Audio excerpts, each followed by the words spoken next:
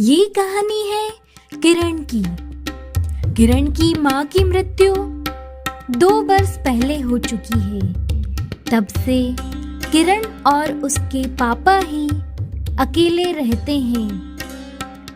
किरण के पापा ने अभी तक शादी का कभी सोचा नहीं, पर अब उन्हें लगने लगा है कि किरण बड़ी हो गई है और वो मुझसे अपनी बातें शेयर नहीं कर सकती। इसलिए किरण के पापा सोचते हैं कि मुझे किरण के लिए दूसरी माँ ले आनी चाहिए।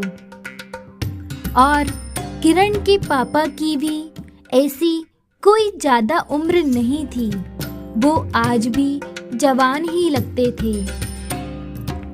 एक दिन किरण के पापा कहते हैं, देखो बेटी किरण, मुझे लगता है कि मुझे दूसरी शादी कर लेनी चाहिए।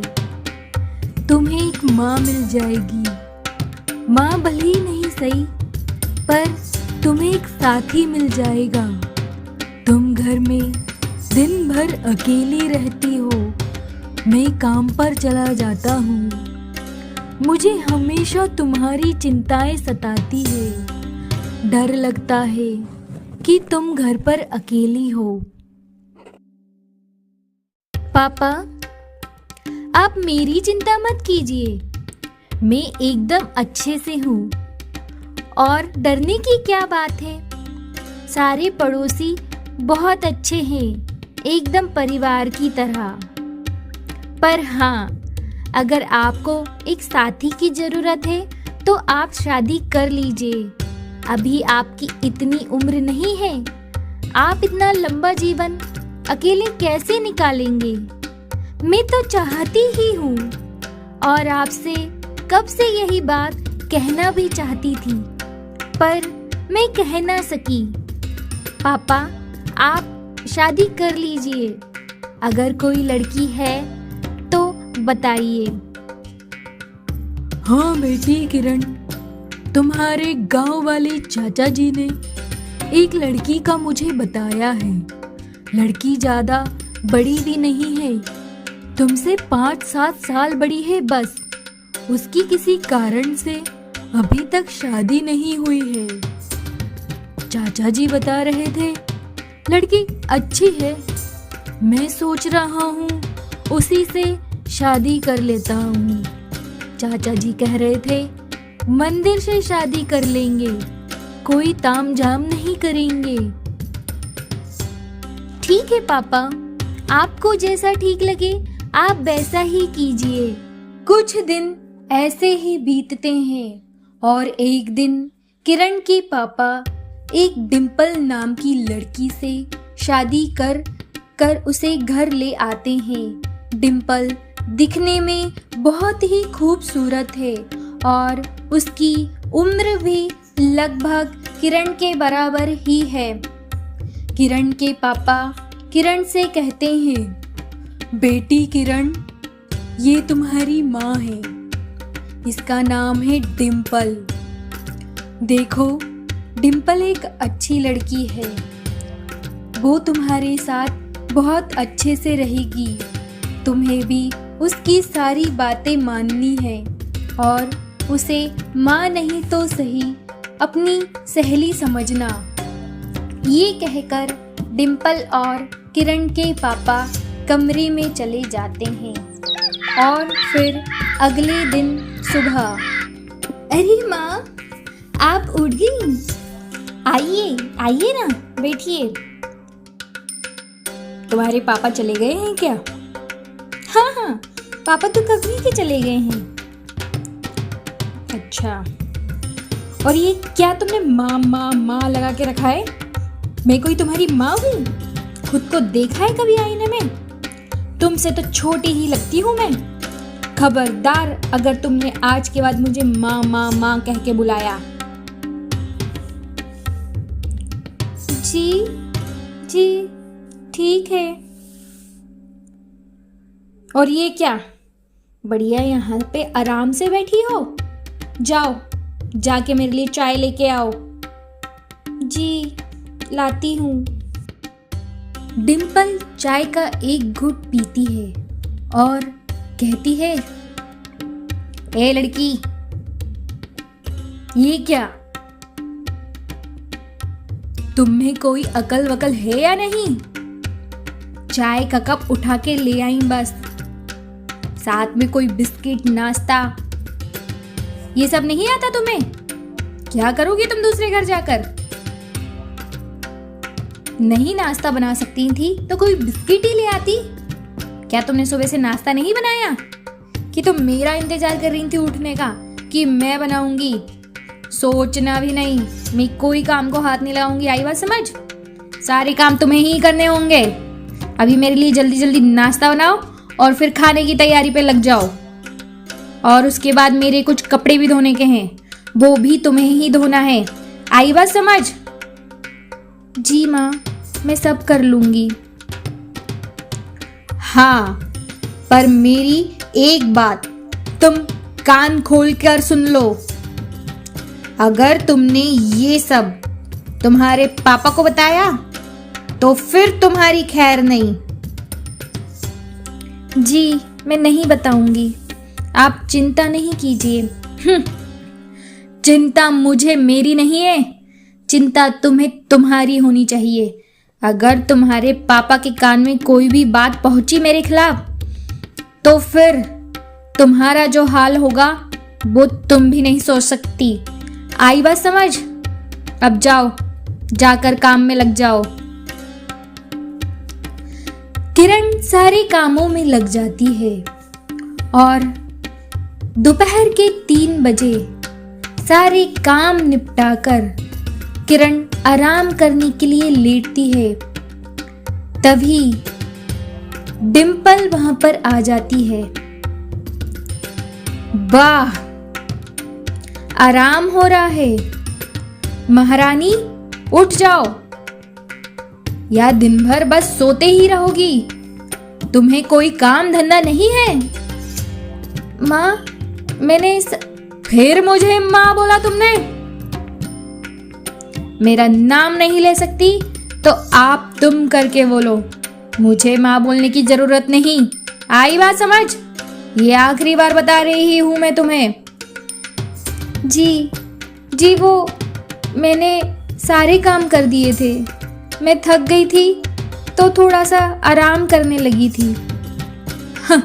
आराम करने लगी थी? इतना क्या ऐसा काम कर लिया तुमने?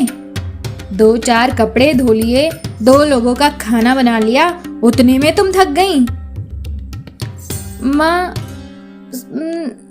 सॉरी, वो अब कोई काम नहीं था इसलिए मैं लेट गई थी। कैसे काम नहीं था? तुमने पूछा मुझसे? जाओ, मटका उठाओ और कुएं का पानी लेके आओ। जी, कुएं का पानी? पर हमारे यहाँ तो पानी है। जवान चलाने की जरूरत नहीं तुम्हें। मुझे कुएं का पानी पसंद है, इस पानी से मेरी प्यास नहीं बुझ रही है। जाओ, मटका लेकर और कहीं से भी ढूंढकर मेरे लिए कुएं का पानी लेकर आओ। जी माँ, मैं लेकर आती हूँ। किरण मटका उठाकर जाती है और कुएं का पानी तलाश कर कुएं से पानी लेकर आती है। इसी तरह डिम्पल अपने सारे काम और घर के काम किरण से करवाती रहती है। तब भी डिम्पल के मन में तसल्ली नहीं थी। किरण उसको एक आँख नहीं भाती थी।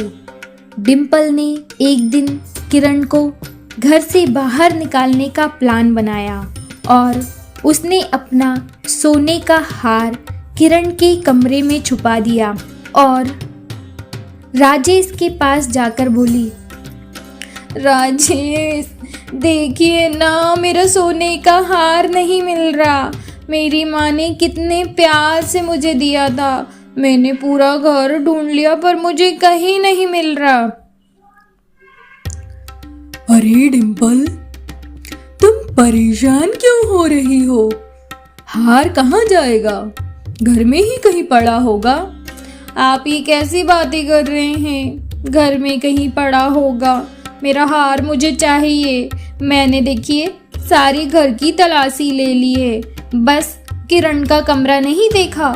मैंने सोचा उसे कहीं बुरा ना लग जाए। माँ, मेरा कमरा?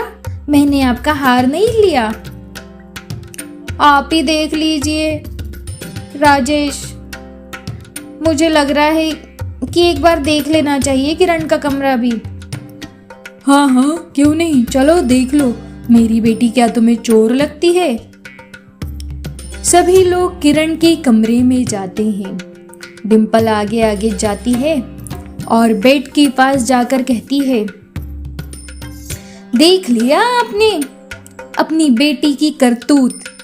मेरा सोने का हार यहाँ पे है, इस चोटी किरण ने यहाँ चुरा के रखा है। नहीं माँ, नहीं नहीं, मैंने नहीं चुराया आपका हार। ये यहाँ कैसे आ गया पिताजी? मुझे नहीं पता। हाँ, अब तो तुम ये कहोगी ही, तुम्हारी चोरी जो पकड़ी गई। आप देख लीजिए, आपको आपकी चोटी बेटी चाहिए या आपकी पत्नी, पर मैं इस चोटी लड़की के साथ इस घर में नहीं रह सकती। आपको अभी इसी वक्त फैसला करना होगा, नहीं तो मैं यहां से जा रही हूं। कह दिया मैंने, बस। किरण के पापा कुछ भी नहीं कहते, चुपचाप नीचे सर कर कर खड़े रहते हैं। डिम्पल, निकल जा चोटी मेरे घर से, और आज के बाद यहां कदम भी नहीं रखना। किरण चुपचाप घर से चली जाती है। किरण निकल तो जाती है, पर उसे समझ नहीं आता कि वो कहाँ जाए। उसका इस दुनिया में उसके पापा की सिवा और कोई भी नहीं था। किरण चलते चलते एक घने जंगल में पहुंच जाती है। थोड़ी ही आगे चल के देखती है, एक बंदर झाड़ियों में फंसा हुआ था। किरण जाकर बंदर की मदद करती है और बंदर को उन झाड़ियों से निकाल लेती है। बंदर सीधे जंगल की ओर भागता है और उसके पीछे पीछे किरण भी जाती है, देखने के लिए कि कहीं बंदर को लगी तो नहीं है। चलते चलते किरण घने जंगल में पहुंच जाती है। हे भगवान, मैं ये कहाँ आ गई? इस घने जंगल में कोई जानवर मुझे ना काट ले। अब मैं कहाँ जाऊं? मुझे तो बाहर निकलने का रास्ता भी नहीं पता। तभी वहां बंदर आता है और कहता है, बहन, तुमने मेरी मदद करी है, अब मैं तुम्हारी मदद करूंगा।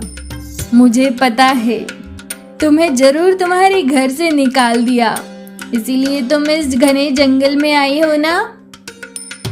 चलो, अब से यही तुम्हारा घर है। मैं और हम जंगल के सारे जानवर मिलकर तुम्हारी मदद करेंगे। पर कैसे बंदर भैया? मैं इस जंगल में कैसे रह सकती हूँ? तो तुम चिंता मत करो बहन, अभी मैं जंगल के सारे जानवरों को बुला के लाता हूँ। हम सब तुम्हारी मदद करेंगे और एक छोटा सा घर बना देंगे और तुम्हारे लिए हर तरह की व्यवस्था कर देंगे, ठीक है? बंदर जंगल के सारे जानवरों को लेकर आता है। सारे जानवर मिलकर किरण के लिए बांस का घर बनाते हैं और उसके सामने एक छोटा सा स्विमिंग पूल भी बनाते हैं। अब किरण बांस के घर में बड़े ही आराम से रहती है। बंदर और जंगल के सारे जानवर मिलकर किरण को खाना, पानी, उसकी हर जरूरत को पूरा करते हैं। एक दिन जंगल में एक शिकारी शिकार करने आया। तभी उसने देखा कि जंगल में इतना सुंदर बांस का घर बना हुआ है। शिकारी बांस के घर को देखने गया और किरण से पूछा, oh my God, this beautiful house, ये घर किसका है? ये घर मेरा है। ओह अच्छा, क्या मैं यहाँ पर कुछ दिन रह सकता हूँ? जी हाँ, आप यहाँ पर बिल्कुल रह सकते हैं। यहाँ पर मैं और मेरी छोटी सी प्यारी सी बंदर, हाथी और कुछ छोटे मोटे जानवरों की फैमिली रहती है। हम सब आपकी पूरी सेवा करेंगे। शिकारी वहाँ पर कुछ दिन रहता है और जाते जाते किरण को अच्छे खासे पैसे देकर जाता है। इसी तरह और लोगों को पता चलता है और लोग किरण के बांस के घर में रहने के लिए आने लगे। इस तरह किरण की कमाई भी होने लगी और किरण हंसी खुशी जंगल में अपने बांस के घर में रहने लगी।